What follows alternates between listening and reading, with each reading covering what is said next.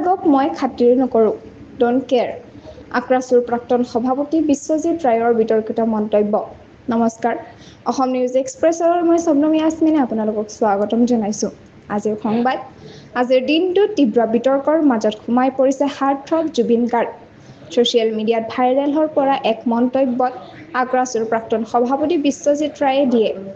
জুবিন গাৰ্গক গান গাবলৈ নিদি মঞ্চৰ পৰা নমাই দিয়া মানুহজন মই। সংগীতৰ লগত ব্যৱসায় কৰি আছে জুবিন গাৰ্গে। জুবিন গাৰ্গক মই খাতিৰ নকৰোঁ, ডোন্ট কেয়াৰ। এই মন্তব্যই উত্তাল কৰি তুলিছে সাংস্কৃতিক মহলক। একাংশই এই মন্তব্যক অপমানজনক বুলি আখ্যা দিছে, আন একাংশই মন্তব্যক ব্যক্তিগত মত বুলি লৈছে। এই বিতৰ্কৰ মাজতে জনসাধাৰণৰ মাজত সৃষ্টি হৈছে প্ৰশ্ন। এই মন্তব্য কি ব্যক্তিগত ৰাগদ্বেষৰ ফল নে কোনো গভীৰ মনোভাৱৰ প্ৰতিফলন? আপোনাৰ মতামত দিব।